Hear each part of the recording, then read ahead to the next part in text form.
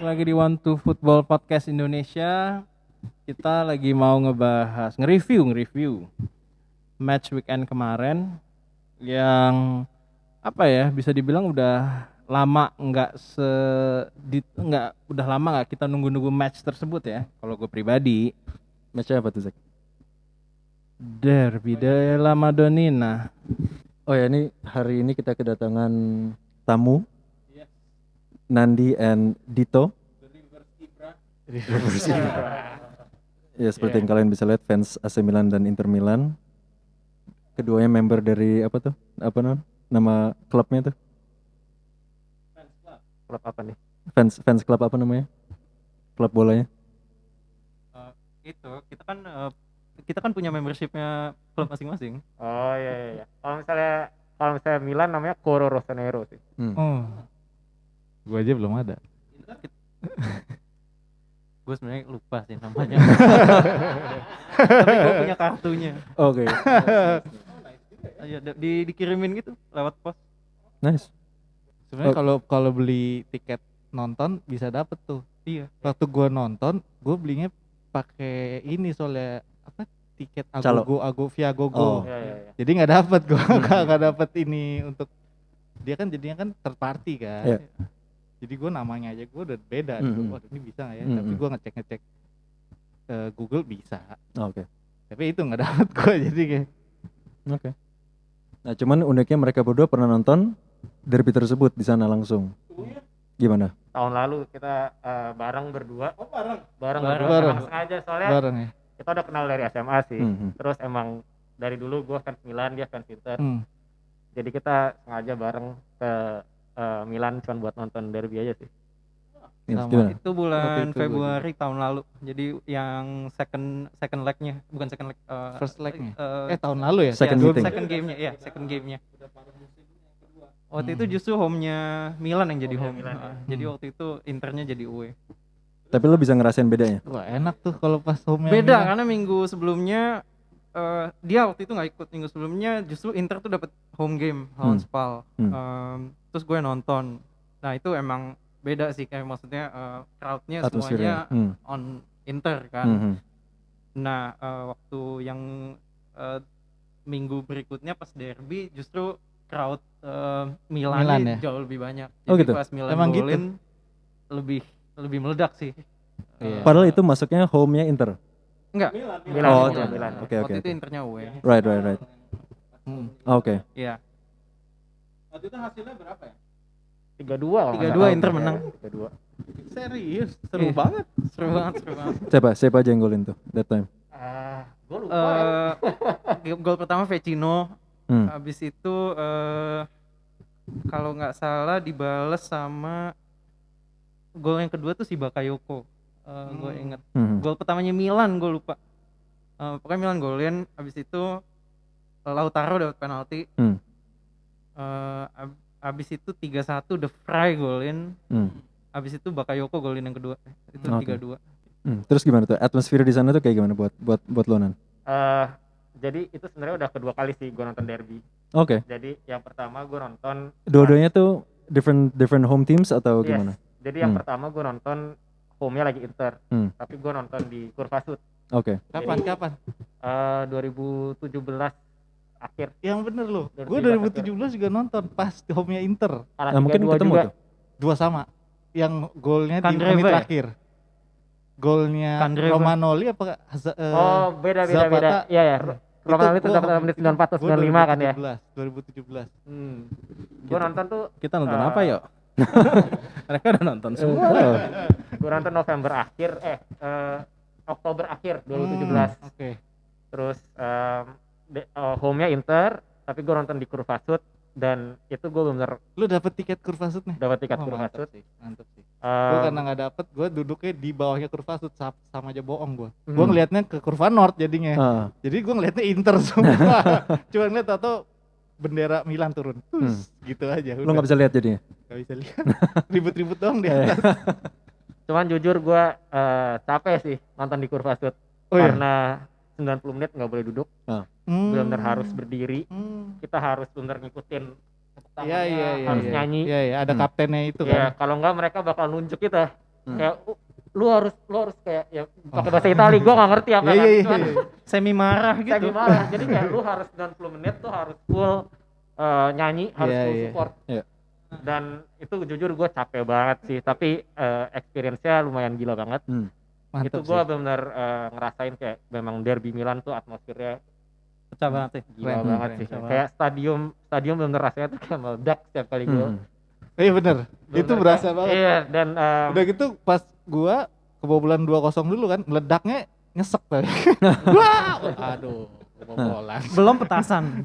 Iya, dan kayak 1,5 jam sebelum kick off dari dalam tuh udah ada kayak udah kenceng banget. Dan jujur yang kedua kali gue nonton agak kapok nonton di Kurvasut, pengen agak santai dikit. Jadi gue nonton yang kayak di tribun yang keluarga-keluarga gitu lah. Oh, I see. Jadi, Gue yang Kurva Nord. Dia yang Kurva Nord. Gue Kurva Nord. Itu di only time gue nonton derby gue Kurva Nord. Wah itu gila. Itu capek sih emang bener kata Nandi. Harus berdiri, nggak bisa duduk. Itu kita berdirinya tuh di kursinya. Iya. Bukan berdiri di. Jadi semi lost balance gitu. Di aspal enggak, berdiri di kursinya. Harus nyanyi. Terus ngangkat bendera, ngangkat kertasnya itu nggak boleh salah. Kalau salah dimarahin. Ada yang salah soalnya. Emang buat warna ya? Ada berapa macam itu? Ada berapa macam bendera lo dikasih? Cuma satu, cuma ada timingnya. Oke. Dan terus cara lo taunya gimana? Lihat aja sebelah. Karena sebelah kan lokal semua kan. Oke. Dia angkat ya udah gua ngangkat. Oke. Terus katanya lo dipalakin pas di sana. Half time. Jadi half time yang kaptennya yang di bawah yang pakai toa itu dia akan datengin satu-satu bawa kayak plastik gitu, dia sendiri gitu dia sendiri kresek gitu terus udah aja kolekan kalau zaman sekolah kolekan. Oh gitu.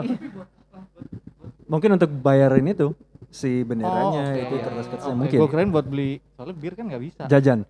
Duduk dia jajan. Nah iya mungkin bisa jadi. Gue juga baru tahu soalnya bir nggak dijual di stadion di dalam dia dijual tapi sekali doang sebelum gamenya mulai, sebelum kick off dia sekali tuh orang yang jual bir datang. Habis itu ada orang nanya-nanyain terus bira bikinin terus. Jadi habis itu udah sampai habis aku juga pengen minum bir. Nggak ada lagi sampai habis, karena gue nungguin bete nih 2-0 bir gitu. Oke. Jadi ya ternyata boncos.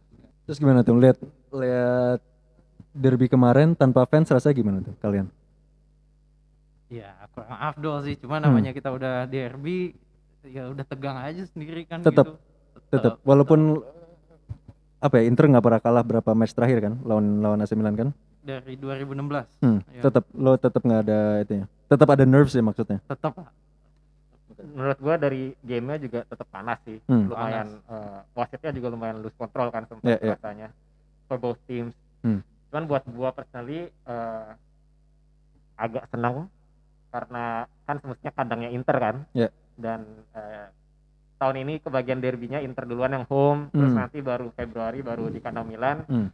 Jadi kayak agak ngerasa agak ada dapat advantage karena pas kandangnya Inter nggak ada fans, no fans gitu kan. Jadi kayak ya agak senang dikit sih. Tapi menurut lu mereka bisa ngerasain tuh advantage-nya kalau di derby whatever it's called, derby Milan? Menurut lu mereka bisa ngerasain tuh advantage-nya? Menurut gua jujur di lapangan. Kebetulan waktu kita tahun lalu pergi itu, kita seminggu sebelum nonton derby Milan, kita nonton El Clasico. Dan El Clasico kan kayak terkenal panas lah apa gitu di kan. Bernabeu. Ya, cuman itu tuh benar-benar enggak comparable ke derby Milan. Enggak comparable, jauh banget. Kalau ngomongin atmosfer ya. Iya. Dan menurut gua sih itu pasti ngaruh sih, karena atmosfer di Liga Italia itu benar-benar pertama obviously kayak tim kandang tuh bakal lebih termotivasi kan. Terus momentum juga. Kemarin mungkin kalau misalnya habis Lukaku golin yang bikin 2-1, fans Inter kalau misalnya ada full bakal semuanya bakal gila-gilaan. Itu bisa beda cerita sih menurut gua. Jadi ya gua take the advantage that we can get aja sih. Oke. Kalau Toh gimana rasanya? Kalah pertama kali setelah berapa? 4 years. Ya it is what it is, kita kalah. Dan menurut gua kalahnya juga kalau mau agak into detail sebenarnya penyakit lamanya Inter sih. Apa tuh? Enggak, bukan injury. First touch Lukaku. Apa? Itu udah lumayan mendingan loh sekarang first touch dia. Welcome to the club. Ya kan fans MU. Welcome to the club. Penyakit lamanya sih menurut gua oke. Sebenarnya abis game itu Conte itu dia nggak komplain sama sekali timnya. Biasa Conte kalau komplain dia komplain. Nah kali ini dia bilang dia nggak komplain, dia happy sama performance kita dan gue setuju banget. Padahal di forum-forum Inter tuh yang online tuh pada kayak nyalain dia kayak kenapa nggak main Conte? Iya, kenapa nggak main 4 back, kenapa nggak gini, kenapa nggak gitu. Tapi menurut gue dengan walaupun backnya krisis, I think he had to stick to the formation. Yeah. Karena kan itu formasi dia kan? Exactly, itu satu, dan yang kedua pola build up play-nya emang udah hafalan gitu. Yeah. Dan itu bisa dilihat sebenarnya dari golnya Lukaku itu udah hafalan banget, pasti nyerang dari nusuk dari sayap langsung square ke depan gawang. Tipe-tipe kayak gitu. Menurut gue sih it is what it is, kita kalah karena memang penyakit lamanya Inter terlepas dari foulnya Kolarov ya sama penaltinya sendiri. I think it could have gone both ways.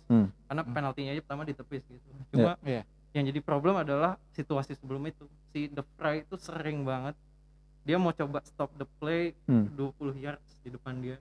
Dan dia sering gagal karena dia tuh nggak secepat itu. Makanya dia lolos ya Ibra-nya di terupas sama akhirnya Hakan. Dua back sisanya harus nutupin. Nutup. Dan itu udah sering kejadian. Dan De Vrij selama 3 tahun di Inter kayak gitu terus. Iya, itu udah. Iya, padahal 3 back emang harus kayak gitu kan, harus press langsung kan. Betul, dan dibanding kalau 4 back kan dia sering ninggalin temen yang 2 ini yang harusnya justru sebenarnya barengan aja. Mungkin untuk duluan gitu. Dia sering kayak nggak koordinasi apa gimana. Dan yang kedua, kalau gol kedua juga itu menurut gue penyakit lama Inter juga. Brozo dia dapet situasi yang sama kayak De Vrij di gol pertama. Dia mau coba stop early tapi bolanya di flick ke belakang. Jadi dia udah ketinggalan berapa meter. Dan itu udah ke expose. Nah, ya obviously kalau kita lihat Leo dia kan emang kenceng. Nah, Leo dia kenceng dan kakinya panjang. Iya. Jadi pas. Udah gitu dia kan sempet gocek dulu, tarik untuk bokisin si Hakimi kan. Hakimi kan itu yang dia bukan De Ambrosio. Ambrosio bek kanannya. Nah, De Ambrosio udah pasti kalah obviously. Nah, menurut gue problemnya ini yang kedua adalah De Vrij lagi. Dia karena De Ambrosio udah ketinggalan, dia pasti nutup dong. Mau nggak mau dia kegeser ke kanan. Nah, itu udah 2 orang yang komit, tapi bolanya tetap tetap terjadi. Nah, itu udah si Kolarov di belakang ya udah susah lah. Udah bobolan. Jadi ya itu udah sering, itu udah. Menurut lu bukannya gol kedua tuh lebih ke salahnya mereka nggak bisa berhentiin si siapa tuh? Calabria. Pada awalnya kan dia sempat gocekin tuh. Nah kan before it was Calabria. Turn. Nah, tapi before that kan was Calabria dapat bola dari siapa? Baru ke Salamakers kan? Ya. Itu yang tadi Dito bilang sih, Salamakers turn Brozovic itu. Nah, but before there was like 3-4 orang kan, mereka udah commit ke challenge itu kan? Iya. I don't think it was only sudut kanan kan? Kayak bukan Brozovic doang yang di situ sebenarnya. Cuma momentumnya dapat ketika Brozo lepas, karena begitu Brozo lepas tengahnya udah kosong. Dan emang waktu untuk ngoper jauh. Si Leo lawan De Ambro udah pasti menang.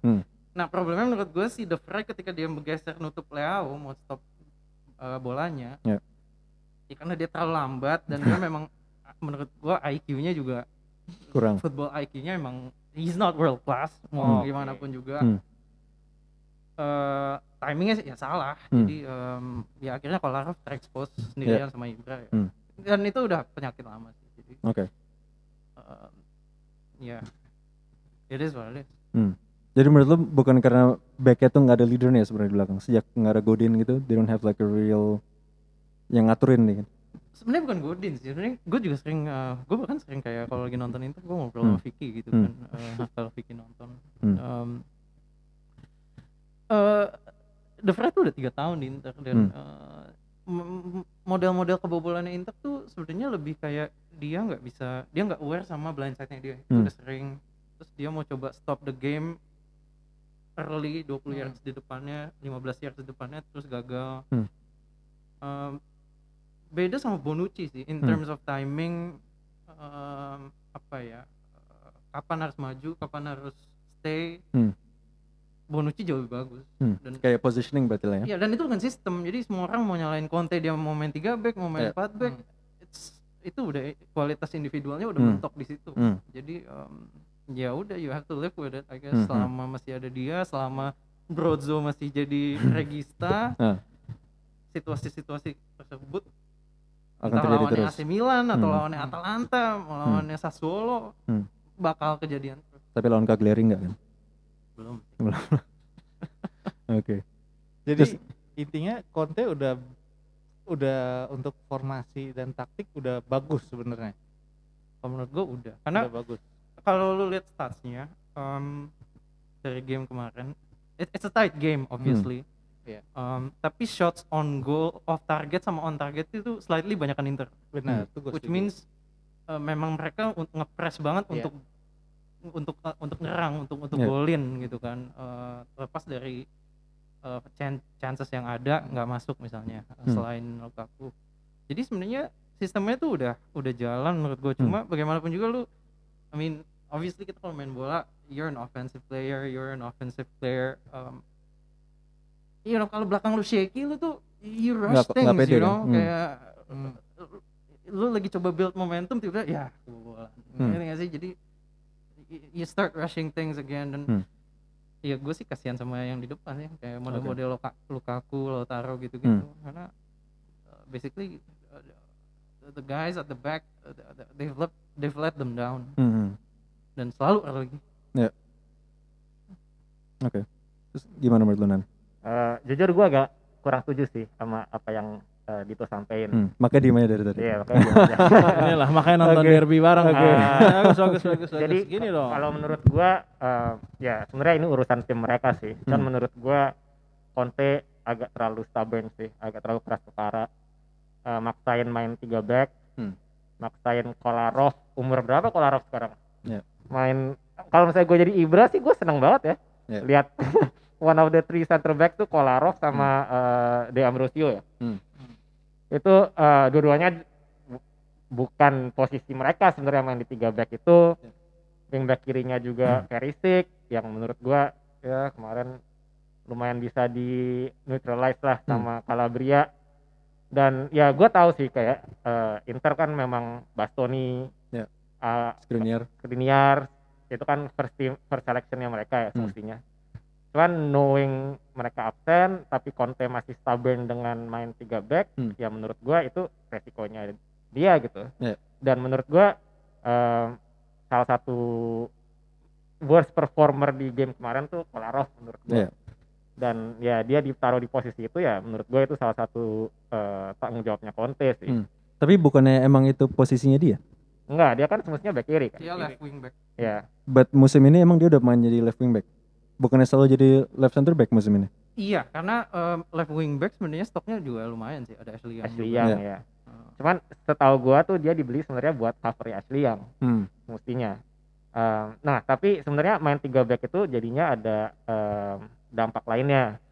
Which is menurut gua yang kemarin tuh di midfieldnya benar-benar man to man banget. Battle-nya antara Benacer lawan Barella, Kessie lawan Vidal. Sama Hakan sama Brozo.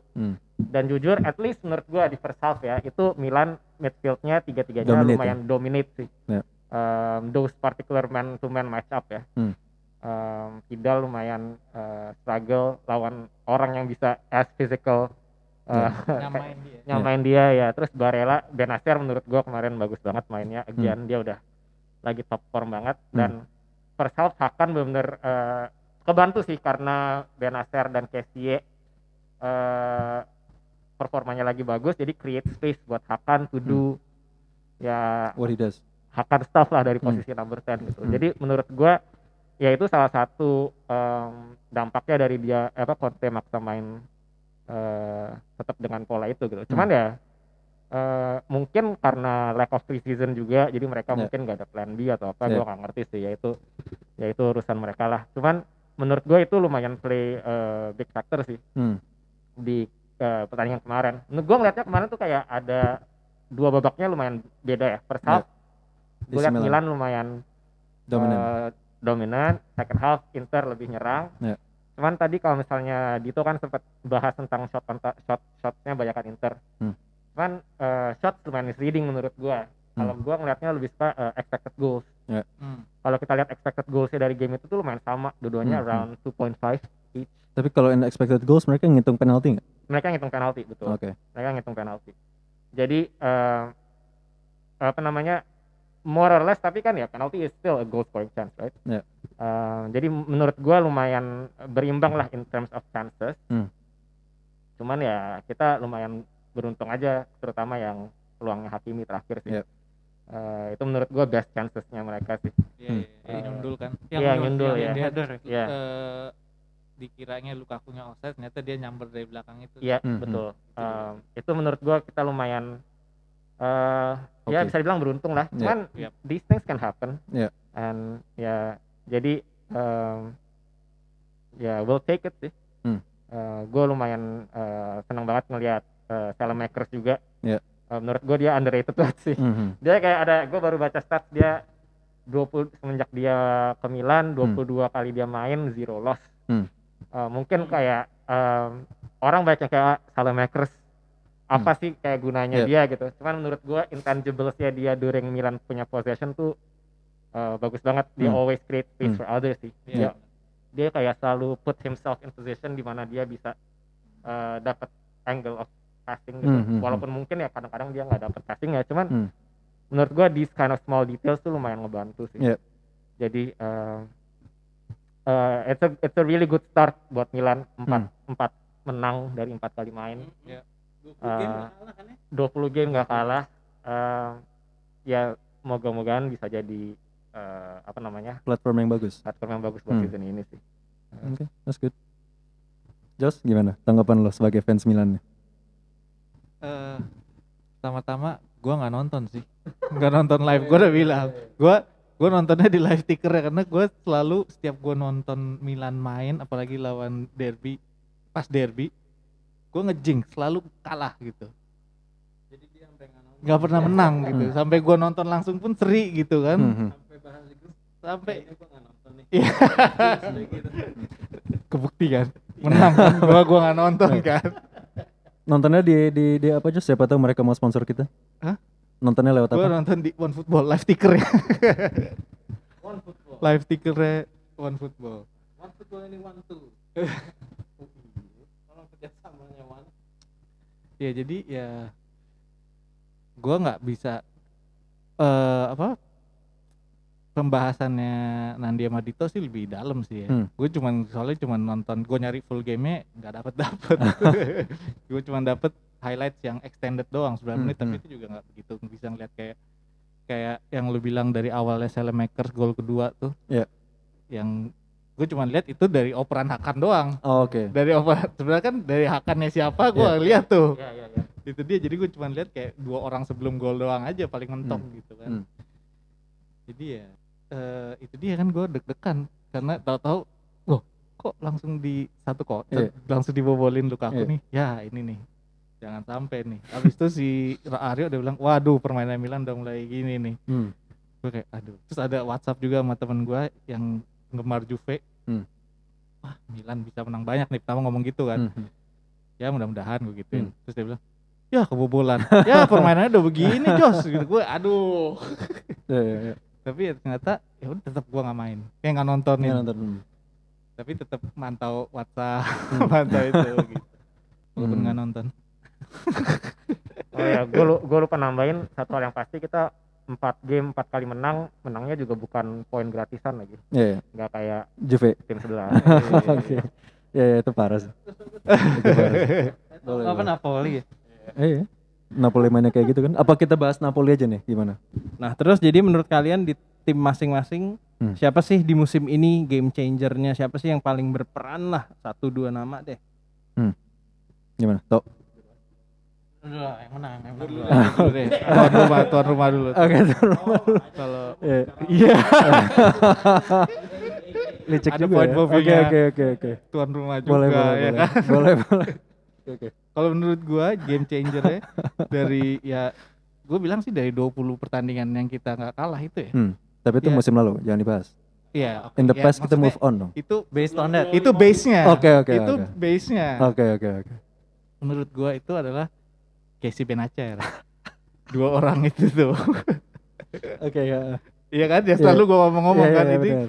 nggak mungkin Tonali bisa nyelip di situ. Iya. Maksudnya untuk sekarang lah ya. Iya.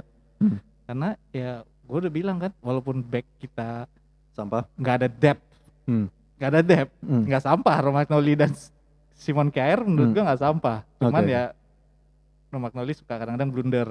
Terus kemarin kan baru sembuh dari sakit kan, jadi kayak wah ini 100% kan nih fitness levelnya gitu kan.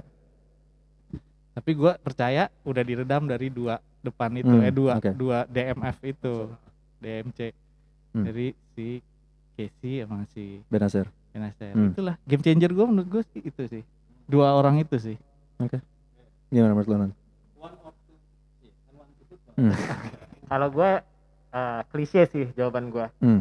Cuman jujur menurut gue kayak Milan 2020 tuh salah satu tim paling panas. Dan itu menurut gue semua dimulai dari Ibra sih.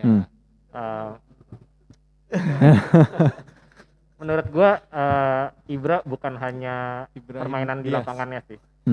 Cuman presence-nya dia, influence-nya dia itu bukan hanya di dalam lapangan tapi juga off the pitch.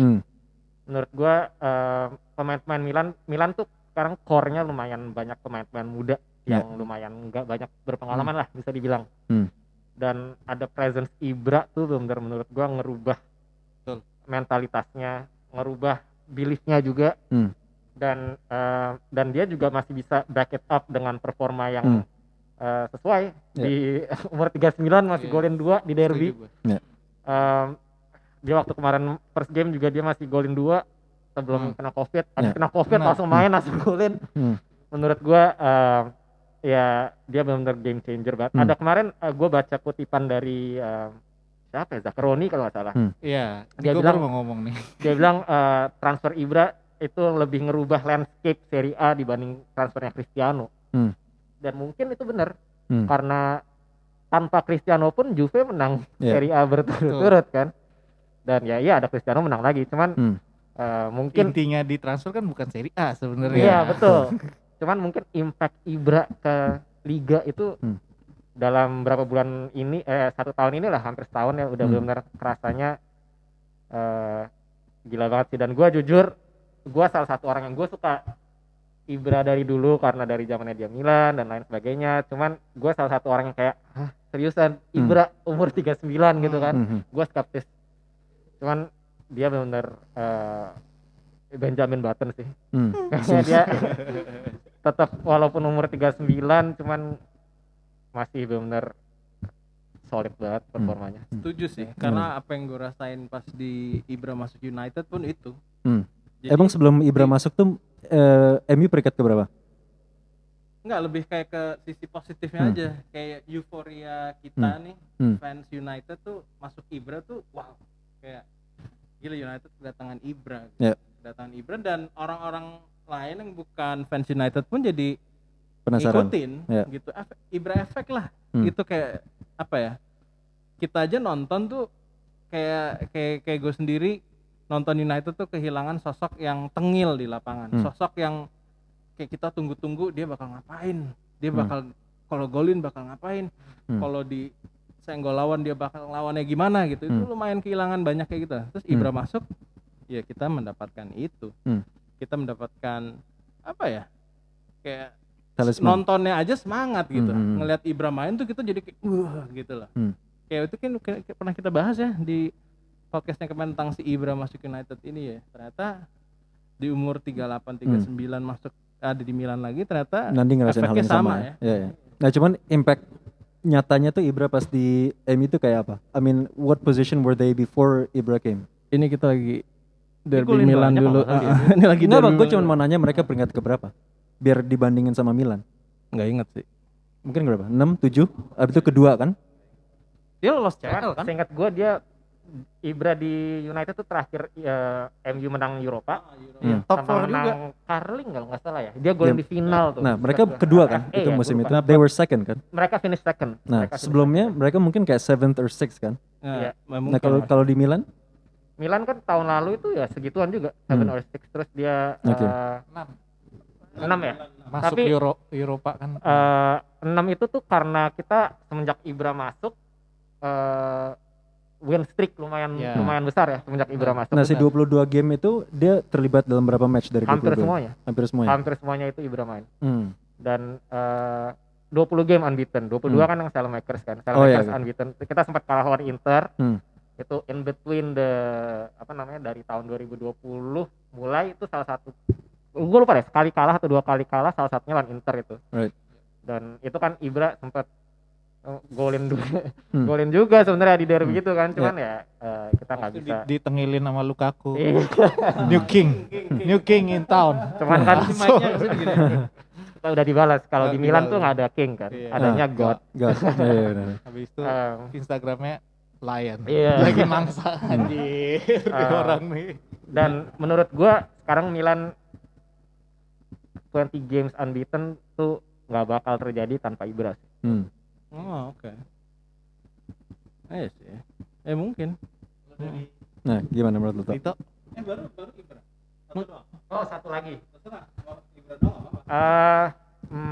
Jujur kemarin gua ngerasa salah satu, sebenarnya bukan cuma kemarin sih, berapa game terakhir akan bagus, solid banget, penting kan. Gue ngeliat berapa game terakhir sementara di season ini yang lumayan vital banget tuh Kjaer.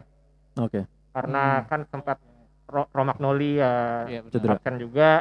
Cuman itu kemarin tuh kalau nggak salah ya, gue agak lupa sih, itu pertama kali kita kebobolan season ini. Betul. Iya kan? Betul. Iya, pertama kali kita kebobolan di Serie A ya. Ya di Serie A. Dan yang mimpin backline kita sebelum Romagnoli balik itu si Kjaer. Sama dia kan temenin si Gabbia. Tapi Gabbia kan masih muda sebenarnya. Makanya dia yang mimpin bener. Iya, dan kemarin juga dia benar-benar, Lautaro hampir nggak ada chance lah. Bisa dibilang. Kan kemarin Lukaku di man mark sama Romagnoli. Benar, itu sisinya dia kan. Iya, Kjaer tuh man mark Lautaro. Dan walaupun dia dapat kartu kuning di awal-awal, kan dia masih bisa contain Lautaro for the whole game. Menurut gua Lautaro hampir nggak ada game, nggak ada chance kontribusi. Benar. Jadi menurut gua Kjaer juga pembelian yang lumayan bagus banget, dan menurut gua bakal vital banget sih season ini, karena bisa dibilang kalau misalnya Kjaer atau Romagnoli nggak perform, backup selanjutnya mungkin masih agak jauh, levelnya agak turun sedikit ya. Jadi menurut gua nge-identify-nya key players-nya itu 2 sih menurut. Oke, nice. Thank you, bersabar tuh. Siapa menurut lo? Santai lah. I'm enjoying this. Gimana menurut lo? Apa? Key players musim ini. Atau players yang impress lo musim ini? Lukaku masih tetap lah, gimana pun juga.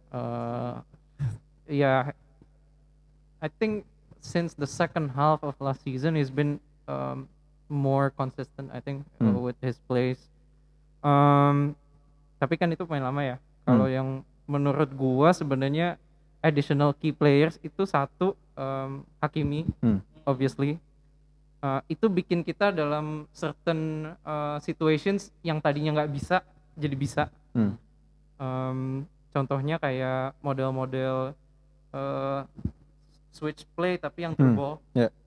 Karena kebanyakan sebelumnya tuh kalau kita mainnya pakai Deambro atau Kandreva lebih dia banyak nggak akan overlap ya? Nggak akan, lebih banyak kayak model-model pingnya, misalnya Scholes nge-ping ke Valencia gitu, lebih kayak diterima and then mereka stake on. Jadi bukan ke belakang left back lawannya. Iya, gol dia lawan itu juga kayak gitu. His first goal, right? Was also sort of like that, right? Okay. Jadi itu ada yang season lalu kita nggak bisa, sekarang kita bisa. Apalagi kalau main 3-5-2 kan wingbacknya harus melakukan itu sebenarnya. Dan yang kedua, nah ini mungkin agak kontroversial menurut gua, Vidal. Karena gimana ya? Sama, there are certain situations yang butuh kayak decision making cepet. Vidal itu dia bisa make the right decision. Beberapa kali kemarin tuh ada satu contohnya, ada satu dia di kiri di sisi kiri lapangan tengah, dia udah congested, dia langsung satu touch dia pakai kaki kiri, dia langsung switch ke kanan. Nah itu hal kayak gitu sama Brozo nggak bisa. Dan pemain-pemain tengah yang lain yang lebih parah, Gagliardini, lebih parah lagi, Vecino udah pasti nggak bisa. Dan kita tahu Sensi for a large portion of time he's been unavailable. Jadi dan dia selalu kepikiran hal kayak gitu. Sama kayak Sanchez tuh kalau ditonton menit per menit itu emang kelihatan football IQ dia tinggi banget sih. Kayak okay, he's not like the fastest, he's not like dia udah nggak setajam dulu, tapi cara dia turn, cara dia bereaksi ketika lagi under pressure itu beda. Even Vidal. Nah, menurut lu Nainggolan nggak bisa ngelakuin hal yang sama kayak Vidal tuh sebenarnya? Nainggolan itu dia sangat bergantung sama fitnessnya. Dia fitnessnya drop dikit, kakinya langsung berat, touchnya langsung berat. Nah pas di Roma itu kebetulan dia lagi hot streak sih secara fitness. And gue ngerasa juga based on nonton Roma dulu juga dia lebih kenceng. And that explains kayak dia sekarang di Inter kalau track back susah. Iya maksudnya niatnya ada gitu loh, spiritnya ada, cuma kayak nggak se-efektif. Dan kalau di Inter juga karena dia sering injured jadi on and off juga susah sih. Orang nggak dapat trust gitu ya, orang yang kayak ngandelin fitnessnya banget susah untuk kalau misalnya nggak main tiap minggu tuh to really hit that peak gitu. Jadi ya sebenarnya Raja, I mean gua nggak berharap banyak sih dari itu. Oke lah untuk Coppa Italia gitu. Oke. Kasian banget. Cuman kalau gue boleh nambahin memang bisa dibilang pembelian Vidal tuh lumayan all in or nothingnya Conte kan ya buat season ini kan. Dia benar nyampe boardnya Inter kan katanya mau beli Tonali, cuman nyampe Conte tuh benar kekeh. Dia mau Vidal karena mereka mau menang sekarang kan intinya kan ya. Jadi emang ya. Dan pergerakan off the ball dia tuh kalau diperhatiin, apalagi kalau gue ya maksudnya sebagai orang yang maksudnya nonton Inter, jadi gue lebih merhatiin pemain-pemain Inter sendiri. Off the ball movement dia tuh bener, nggak salah gitu loh. Walaupun oke dia mungkin kalah fisik sama Kessie, dia dibully Kessie, cuma with and without the ball menurut gua IQ-nya masih tinggi. Terlepas dari mungkin ya beda lah sama dia di Bayern atau dia di Juve ya, tenacity-nya. Dan itu menurut gue yang kita nggak punya juga season lalu. Bukan yang kalian sebenarnya butuh tuh kayak engine di tengah, kayak legs. Butuh, cuma kita makanya Conte ngincer N'Golo Kante. Karena memang butuh, cuma nggak dapet. Dan I mean menurut gue Vidal itu ngasih sesuatu yang beda dibandingin orang kayak Kante. Dia tuh Vidal tuh ngasih decision making cepat gitu loh. In certain situations kayak begitu harus switch bola, dia akan switch bola. Kita nggak butuh Vidal untuk dia golin. Kita nggak butuh dia untuk consistently ngerusak counter attack lawan. Tapi in some situations dimana Inter suka switch off as a team, Vidal itu lebih bisa diandelin untuk respon ke hal-hal seperti itu. Oke. Menurut gua. Oke. Jadi lebih ke pengalaman mungkin ya. Iya, experience dan ya memang beda sih kalau pemain bola ada flair ya, dia ada flair. Kayak lu di sekolah aja ada yang pinter sama ada yang kurang pinter gitu kan. You know, ada yang pinter sama ada yang rajin. Ada yang giat ya. Iya, mungkin. Ya. Nah, terus since kalian emang fans Milan dan Inter ternyata cukup fanatik ya, dari pembahasannya menarik dan udah pernah nonton derby juga bareng. Nah, sebutin 2 pemain favorit sepanjang masanya Milan dan Inter sebagai sesi penutup. Duluan gantian. Kenapa? Karena ketawa. 2. Yang pertama Christian Vieri. Oke. Bobo. Main Milan dong. Cuma bobonya dia udah expired. Benar. Kenapa? Why? Itu sih. Enggak. Sebenarnya gue ngikutin Inter pertama gara-gara dia. Kayak gue benar-benar kayak, wah ini gila banget sih. Itu gara-gara dia. sebelumnya gue masih kayak nonton bola tuh nonton aja gitu. Banyak kan orang kan pasti Ronaldo ya triggernya. Kalau kayak teman kita. Oh ya kan. benar. Iya. Kalau gue Vieira sih, gue agak lebih telat. Yang kedua, I would say Wesley. Sebenarnya Zanetti, I would throw in Zanetti ketiga. Cuma karena dia legend, he's just pure legend. Tapi in terms of play, in terms of tipe pemain yang kita nggak punya, jadinya punya, dan sekarang nggak punya lagi, itu Sneijder. Ya setuju sih Sneijder, walaupun gue bukan fans Inter, tapi emang saat itu sebelum ke Inter emang Sneijder sempat dihubung-hubungin sama United. Jadi waktu itu gue lumayan berharap. Setelah Inter juga sebenarnya. Setelah menang treble juga. Gitu kan United kalau nggak dapet sekarang dihubungin lagi. Jadi kayak, aduh nggak dapet United terus masuk Inter tiba-tiba, bagus banget mainnya. Ya coba itu ngeliat Inter, ngeliat Sneijdernya aja sih. Dan emang top sih dia. Top sih di Inter sih. Lagi meletek-meleteknya gitu. Ballon d'Or candidate lah pasti di situ menurut gue, ya kan? Iya. Dan itu kayak maksudnya tipe pemain yang lu tuh entertain gitu loh. Lu pengen nontonin dia kan? Dia tuh kayak ini kan pinter banget sih gitu. Tekniknya juga jalan gitu kan. Ya. Kayak misalnya emang beda sih, tapi kayak contohnya kayak kemarin cerita tadi ya, kita Ibra nonton misalnya kita nonton El Clasico. Minggu setelahnya gue nonton Inter lawan Spal. Setelah minggu lalunya gue nonton El Clasico yang kayak benar-benar fully technical, kayak semuanya high quality football. Kayak high quality football. Gue nonton Inter lawan Spal dan Internya itu Inter Spalletti loh. Wah itu rasanya kayak ini apaan, kayak semi tarkam jatuhnya. Jadi kalau kita bisa dapet pemain yang ya Spal kan sekolahan. Jadi bener sih. STM lawan juga menurut gue lumayan tarkam sih. Kayak di Ambrosio, lu nonton di Ambrosio real life gitu tuh kayak ya oke sure. Tapi kayak lu nggak akan bawa sampai tidur gitu, nggak akan lu pikir-pikirin sampai tidur. Anjing di Ambrosio gila banget, nggak ada ya. Kalau lihat Gagliardini gitu ya oke. Malah ada satu striker Spal yang jago banget sih, yang rambutnya gondrong, tapi udah nggak ada ya. Spal udah nggak ada kan di Serie A. Degradasi. Udah nggak ada. Yang rambutnya panjang. Ada kayak keriting panjang gitu. Ya kepikiran siapa? Basah-basah gitu. Basah-basah. Gue malah nontonin dia. Bukan itu, Antenucci bukan? Bukan. Oh, okay. Terus itu karena besokannya 3 hari kemudian main di CL, jadi Internya lumayan kayak Icardi-nya gak dimainin, Perisic gak dimainin. Main Eropa gak sih? Eropa. Bagus, masih berharap. Oke. Eropa. Oke. Ya jadi kalau udah dapet pemain yang kayak model-modelnya tuh tekniknya tinggi gitu kayak Sneijder, it's very nice to watch. Oke. Kalau lu Nan? Kalau gue obvious lah nomor 1 yang pertama bikin gue suka Milan dari pertama gue kecil ya El Capitano Paolo Maldini sih. Gue waktu kecil Maldinandi sih. Gue waktu kecil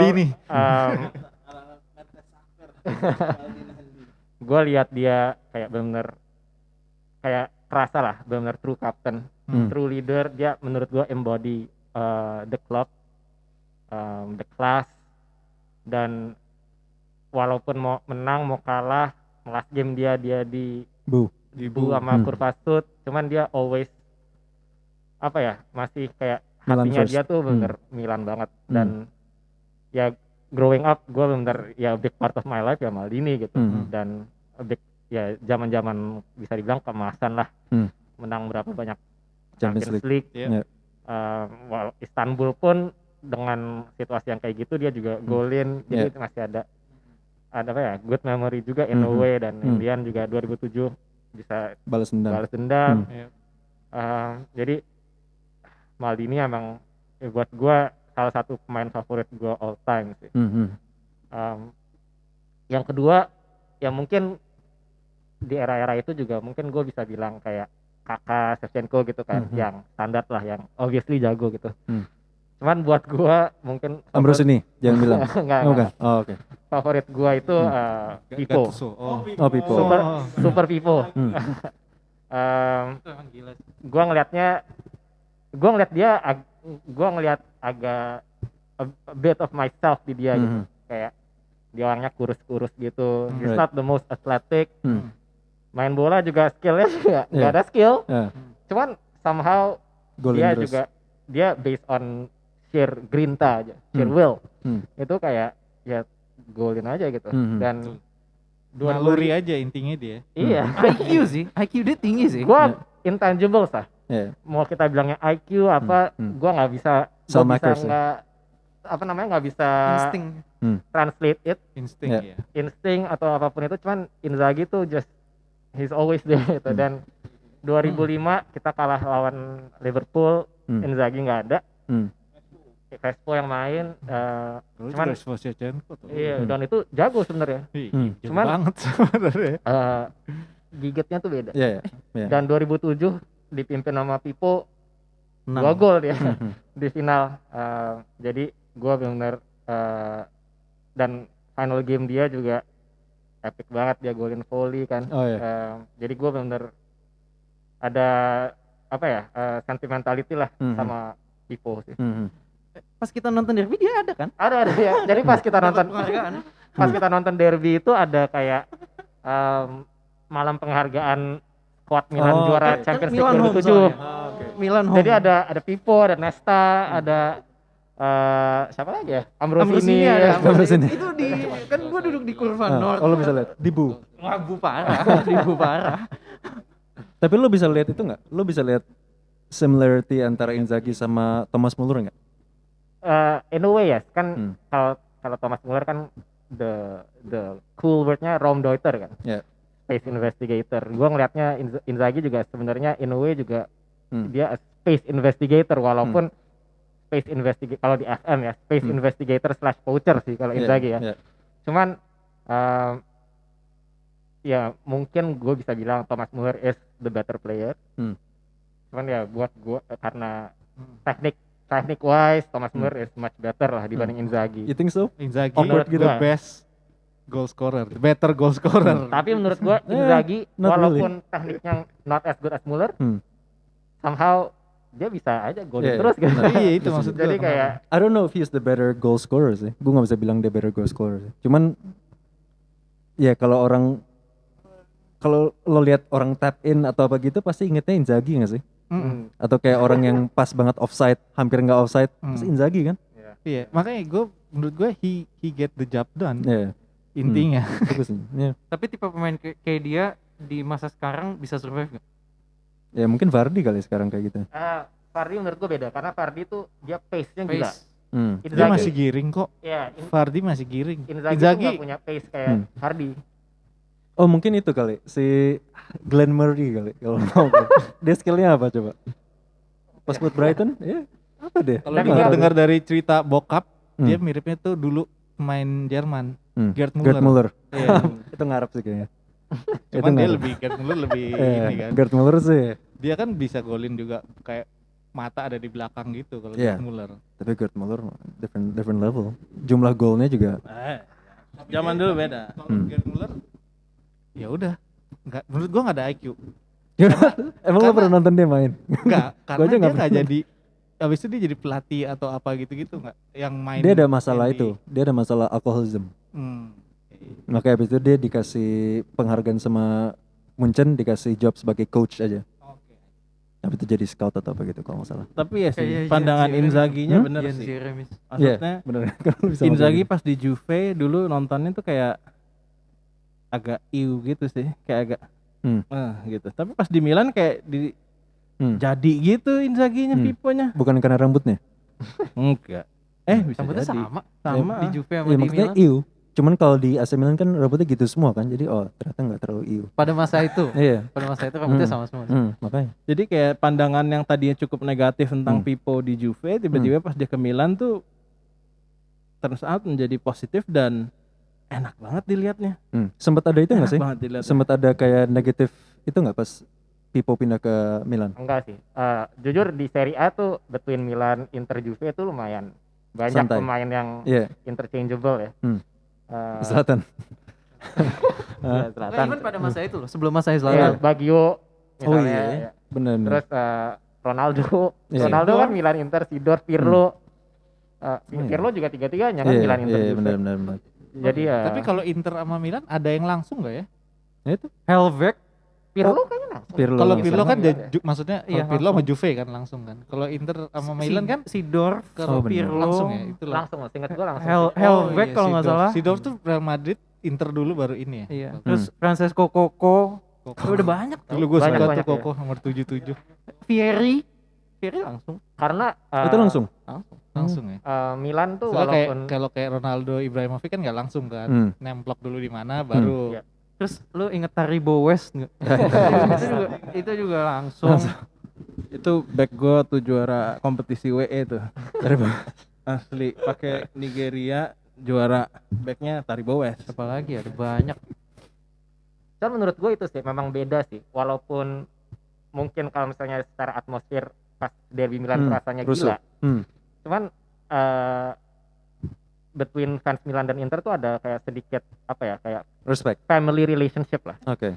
Karena kalau misalnya orang-orang yang di kota Milan itu kan benar-benar ya udah ada yang Milan, ada yang Inter, dan itu semua benar-benar Kayak gitu. tetanggaan, mereka satu keluarga, ada yang Milan, ada yang Inter gitu kan. Secara literal dan secara figuratif rumahnya tuh sama kan. Iya, dan kayak memang mereka kan memang ada persetujuan kan, kayak derby itu derby tanpa darah atau apa gitu mereka. Jadi kayak benar nggak ada hostility yang overboard kayak Vigo dilempar kepala babi gitu misalnya gitu kan. Jadi kayak lumayan common sih. Lo ngerasa kayak gitu juga tuh? Iya. Public enemy-nya sebenarnya satu. Iya. Yang pakai outfit penjara. Karena calcio atau apa sebenarnya? Pencetusnya tuh apa? Enggak lah. Tahun 98 Ronaldo nggak dikasih penalti. Terus kayak 10 detik kemudian mereka dikasih penalti itu udah rooted sih. Oke. Dan kayak kalau waktu kita experience juga ya, setiap kali ya udah misalnya gue pakai baju Milan, lu pakai baju Inter, di tram ada yang pakai baju Milan, pakai baju Inter, ya udah ngakak aja gitu. Nggak ada yang kayak hostility yang gue nggak berani loh. Ini setelah game ya? Ya waktu itu gue nggak berani pakai baju. Sebelum dan sesudah sih. Oh, tetap biasa aja. Biasa aja. Pengalaman gue di Roma itu beda. Roma Lazio kayak beda deh. Roma Lazio mungkin beda. Gue pakai tas Lazio gitu yang kayak lagi mau di airport, lagi mau pulang kan. Ya udah gue pakai tas Lazio, lagi di imigrasi nggak dilayanin. Asli nggak dilayanin. Sampai kayak dia nanya-nanya bahasa apa, kayak nggak mau ngomong bahasa Inggris. Sampai akhirnya dia cuma nunjuk-nunjuk gitu. Kan lihat kan Cirio waktu itu sponsornya, ada Cirio gede gitu ya. You know Lazio? Ya I know gitu kan. Why do you use that? I like Nesta gitu kan. Terus dia kayak, no. Here no. Dia gitu doang. Sampai akhirnya kayak begitu baru diginiin, ditaruh lantai baru mau dilayani. Kayak gitu. Bahkan sampai driver kita waktu itu pun Romanis sih. Roma juga, dia sampai kayak begitu, kebetulan waktu itu gue lagi baca koran bola ya.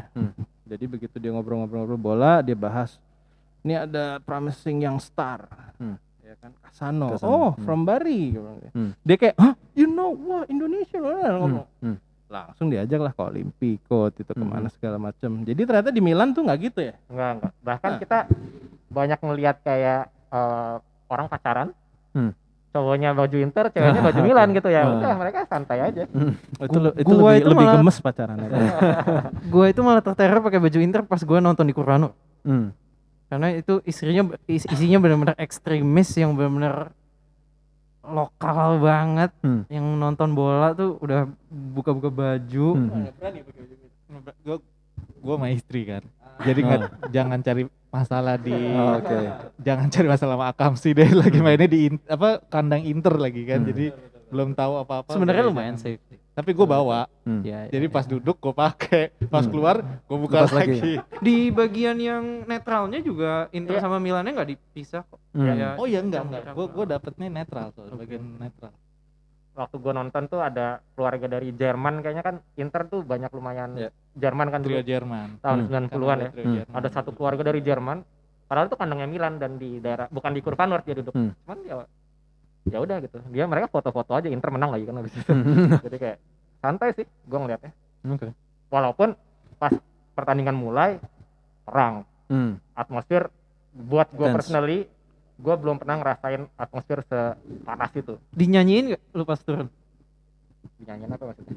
Pas yang kita selesai, udah game selesai kan kita turun tuh ke bawah. Itu kan ada yang kayak tangga yang muter. Oh, nyanyi ya. sama fans. Nah, yang pas sectionnya tuh itu fansnya Milan turunnya lewat situ. Terus ini yang di Inter Inter masih di atas. dinyanyiin. Nah, Tapi iya, nggak berantem, Gua nggak kayak ada. gitu. Bener-bener zero fights oh, gitu. kayak gitu. Gue karena lagi kalah 2-1 kan, menit 90 masih kalah 2-1. Gue turun duluan bersama orang-orang Milan yang lain.